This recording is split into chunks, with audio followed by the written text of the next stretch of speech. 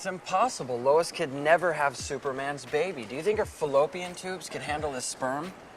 Luke gets his hand cut off, finds out Vader's his father, hand gets frozen, taken away by Boba Fett. It ends on such a down note. I mean, that's what life is, a series of down endings. I guarantee he blows a load like a shotgun right through her back. What about her wound? Do you think it's strong enough to carry his child? Sure, why not? All Jedi had was a bunch of Muppets. He's an alien, for Christ's sake. His Kryptonian biological makeup is enhanced by Earth's yellow sun. If Lois gets a tan, the kid could kick right through her stomach. Only someone like Wonder Woman has a strong enough uterus to carry his kid. The only way he could bang regular chicks is with a kryptonite condom. That would kill him. In case you just woke up from a coma, now the whole world is like that. Actually, it always was. Everyone is a geek of something. I'm a fan. I'm a sports fan, I'm a music fan, and I'm a Star Trek fan. All of them. You can't bring your hobbies into work.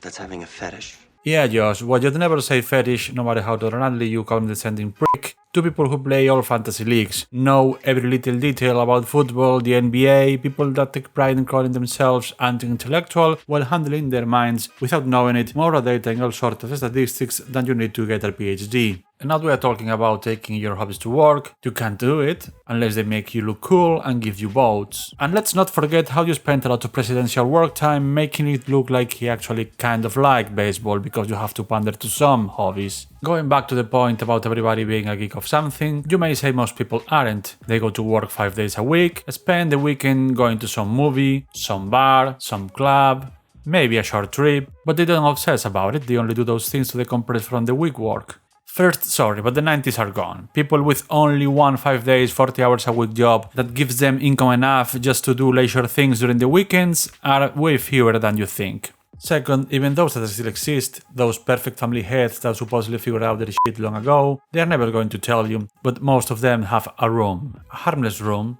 a place that's theirs and no one else's. We like to imagine scandalous things about these private places, but that's the only really scandalous thing about them, they are private. Sometimes the room is a room, sometimes the room is a sport, or a TV show, or science, or flags, or trains, or whatever. But for some reason, historically society only singled out, only laughed at some of these rooms, and not others. Still, as much as you are encouraged to be yourself, and different, and driven, and passionate about things, you should have the right to work at all job, rest at all rest, and nothing more. No shame from me. But we have to quit pretending most people live content lives without burning passions. More so, we have to stop pretending people should aspire to boredom to be real grown-ups, unless again, you don't find boredom boring. What I mean is, no one cares whether these guys are mature, or if they would need therapy, a lot of it, to maybe, reach the level of emotional maturity of one Patrick Bateman.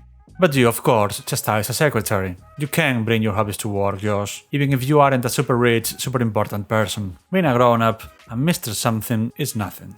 It made sense, I suppose, in the times of my grandparents, even my parents, but it stopped being a real thing about 20 years ago, and some people still cling to it. I honestly wonder why. By the way, free quote here. There's no point in being grown up if you can't be childish sometimes. I bring this out, of course, because this guy is 50, and he's definitely not a mister. Kevin Smith is a white dude from Jersey that has evolved in the Papa Smurf of geek culture. Now, I grew up in suburban New Jersey. Never saw a black man until I was about 28. A disrespectful, horny, foul-mouthed motherfucker of a Papa Smurf. She's a mother I like to fuck. But Papa Smurf nonetheless. You want some of the nerd version of grassroots credit for these new movies? You know, these small flicks? Then you call Kevin Smith to talk. The aftermath with the movies themselves is way out of Kevin's hands, but the guy can talk. And you may like him or hate him, maybe you think he's lame, I don't know. But I'd be very surprised if it turned out to be funny, or think shit.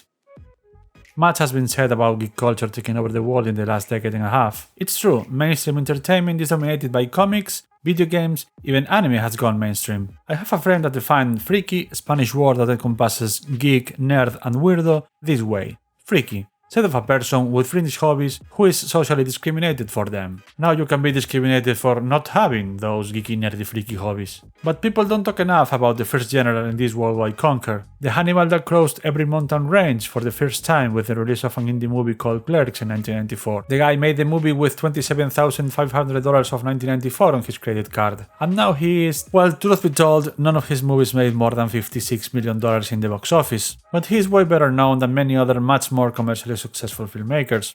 And I think it's hilarious that, for example, you can trace that episode of Smallville where Lana and Clark have earthquake sex back to Mallrats and the Kryptonite condom scene, or that there are few better 90s signifiers than Stan Lee reading the script for Mallrats too, or that nowadays 1/8 of content in YouTube and podcasts worldwide consists on talking about pop culture like Smith's characters do. All of them are basically sitting with you in a bench, overthinking stuff about fiction and pop culture. The guy pioneered that in media, not because he invented it, but because he got it from the mom's basements in real life. It's incredible that the whole world followed him, that he created a coherent cinematic universe before Marvel, and even so, he's only a C+, B- celebrity. You can't be more from Jersey than that.